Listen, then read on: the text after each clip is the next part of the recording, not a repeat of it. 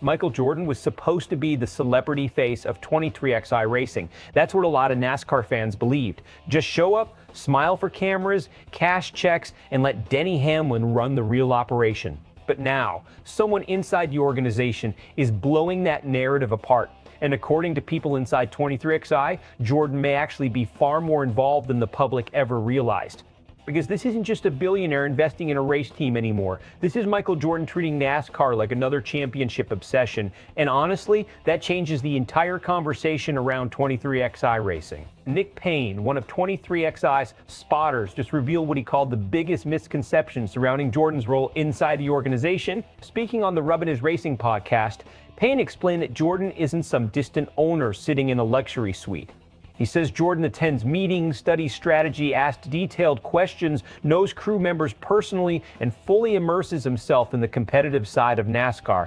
That's a major shift from how many fans viewed this team when it first launched. Because let's be real, when 23XI Racing was created, most people saw Denny Hamlin as the racing brain and Jordan as the global brand attached to it. Hamlin had the NASCAR credibility, Jordan had the fame, so naturally, people assume Hamlin handled the serious competition side, while Jordan operated more like an ambassador. But according to Payne, that assumption is completely wrong, and the timing of this revelation matters, because 23XI isn't some underdog startup anymore. This team is becoming one of the most powerful organizations in the garage. Tyler Reddick is dominating races, the team is winning consistently, and suddenly people are looking at the ownership structure differently, because now the question becomes, how much of this culture actually comes from Michael Jordan himself?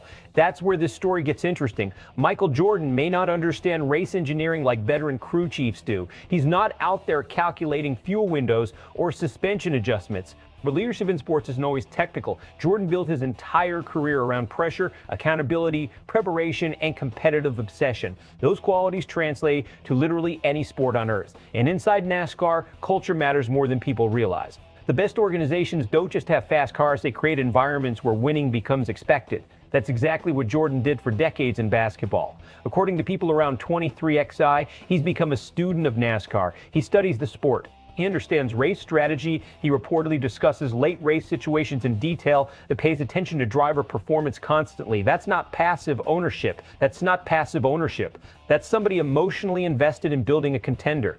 And honestly, it explains why this team has developed such a strong internal identity so quickly. Think about how rare that is in NASCAR. New organizations usually spend years trying to establish culture, chemistry, and consistency. But 23XI came into the sport with swagger immediately. A lot of people credited Hamlin for that, and he absolutely deserves major credit. But now it sounds like Jordan's mentality may be shaping the entire atmosphere behind the scenes. And there's another layer here people shouldn't ignore. Jordan's presence changes the pressure level inside that building. Imagine being a driver, crew member, or executive knowing Michael Jordan is sitting in meetings evaluating performance. That's intimidating, not because he's going to explain aerodynamics better than engineers, but because his reputation carries championship standards. When Jordan speaks, athletes listen differently. That influence matters. And according to Payne, Jordan is fully bought into the sport emotionally. That's important because NASCAR fans are traditionally skeptical of celebrity involvement. This fan base can spot fake passion instantly.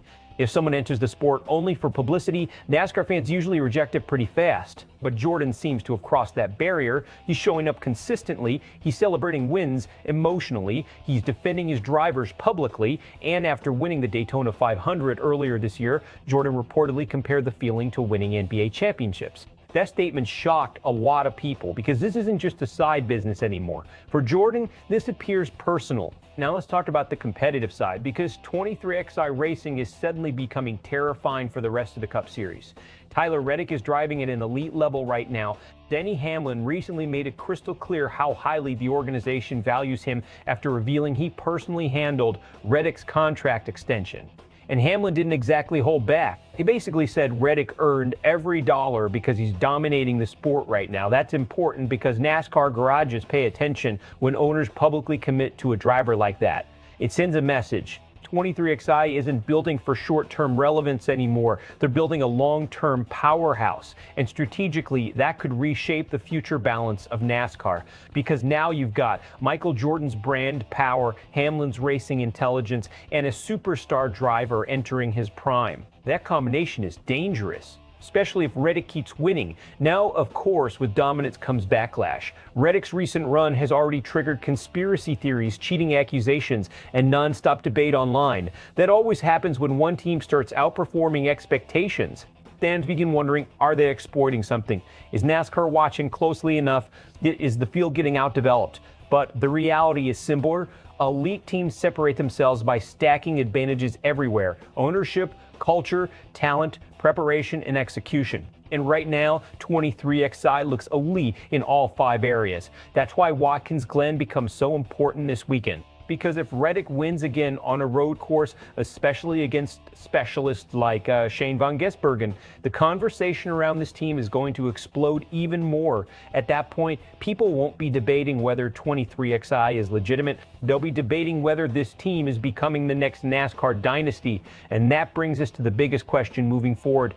Best case scenario, Jordan's leadership style continues elevating the organization, Reddick becomes a consistent championship threat, and 23XI turns into one of the defining teams of the next NASCAR era. Worst case scenario, the pressure becomes overwhelming, expectations spiral out of control, and the constant spotlight creates tension the deeper they go into championship contention. Because once success arrives, sustaining it becomes much harder.